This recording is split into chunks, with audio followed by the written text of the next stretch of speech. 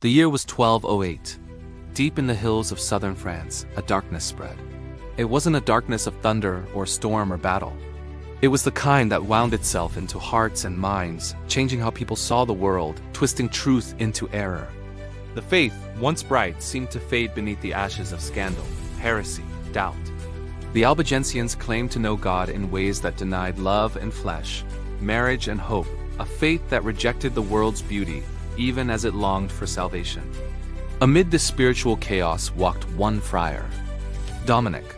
Not a king, not a general, not even a bishop. Just a man in a white habit, face drawn from years of fasting and tears. He was tired beyond physical exhaustion, tired in the soul. Yet night after night, he knelt in a ragged forest chapel on the edge of Pruy, weeping, whispering, watching, begging heaven for a mercy that seemed always out of reach. While kings and lords waged war with armies and banners, Dominic faced a war for souls. Each day brought news of villages lost, entire towns drawn into heresy. The invisible battle was fiercer than anything the world's warriors knew.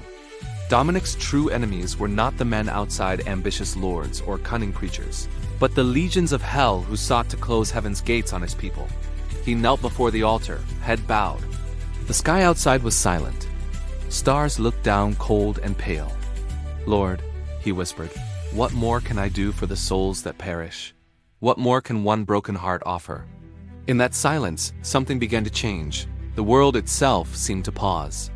A gentle voice echoed, neither thunder nor whisper, but a presence that filled the room like rising dawn. Mary stood before him not as a statue or a dream, but as radiant mercy itself. Her robe shone with gold light, and in her hands hung a string of simple beads, the Rosary. "Preach this prayer, and hearts will turn," she said. Her voice was like wind in wheat, strong and gentle. Dominic trembled.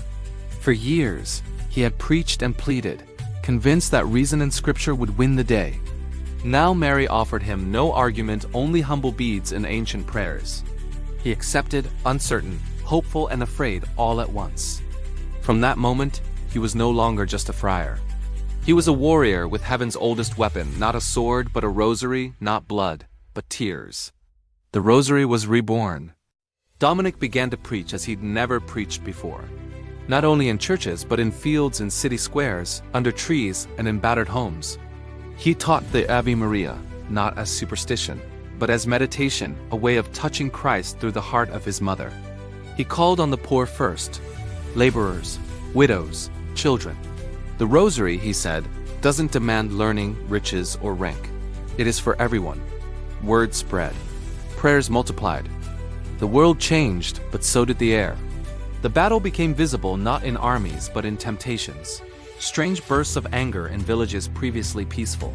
Heated debates, inexplicable sadness, a heaviness in the chest. Peasants spoke of nightmares that gripped their sleep, fears they could not name. The more Dominic preached the Rosary, the stronger the unseen resistance became. But still, people clung to the beads, repeating the Hail Mary, even when the darkness grew sharper. One night, overwhelmed and desperate for guidance, Dominic returned to the chapel. He prayed harder than ever before, not for victory, but for endurance, for perseverance. The chapel seemed to close around him, as if the walls themselves held their breath. Suddenly, the silence broke. The floor beneath him trembled, the candles flickered, shadows twisted across the altar. Dominic felt cold terror, but stayed on his knees, eyes closed, lips moving. And then the vision came. In the depth of his prayer, Dominic saw beyond the veil of this world. The air thickened. A chorus of despair rose, the shrieks and howls of demons who had hidden themselves well, now exposed by the light of prayer. The demons were bound in chains, writhing, their faces twisted not in rage but in agony. Above them stood angels, radiant and serene, swords sheathed, eyes full of infinite patience. In their midst the Virgin Mary, a pillar of peace amid the chaos. She held the Rosary, her gaze sorrowful and strong. The demons screamed a sound that filled Dominic's soul with horror. "Why do you torment us so?" they cried. "Because of that prayer, because of those beads." Dominic wept, but not for himself. He saw ordinary souls, peasants, nobles, children praying the Rosary in ordinary homes. With every prayer, a demon fell back, chained tighter, and a ray of light burst through the darkness. The Virgin turned to Dominic and spoke again. voice gentle, certain.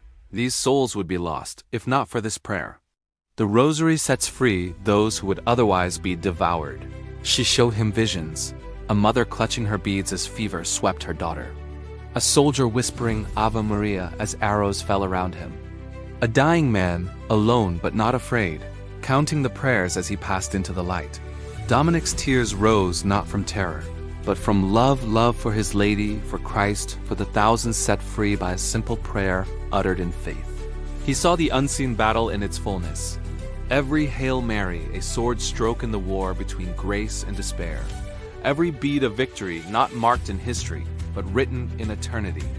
When the vision ended, Dominic found himself exhausted and trembling, but also filled with unshakable peace. The darkness lingered, but he knew now it would not prevail. The next morning, Dominic's voice burned with power. He preached the meaning of the Rosary, not only as devotion, but as battle, as peace, as a way to make every suffering, every doubt, every joy an offering to God. Miracles followed. Hardened heretics wept openly, confessing their errors. Families reconciled after years of bitterness.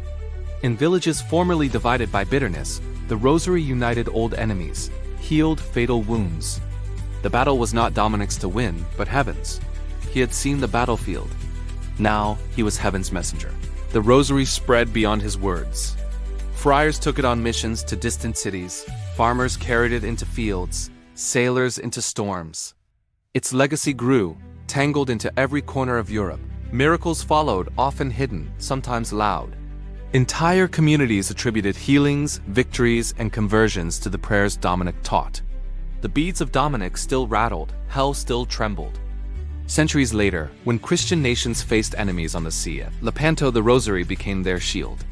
The power of Dominic's vision extended far beyond his age. What was once a weapon for a handful of friars became an invisible strength for all who carried it. But the lesson Dominic wanted to leave was not in spectacle or warfare.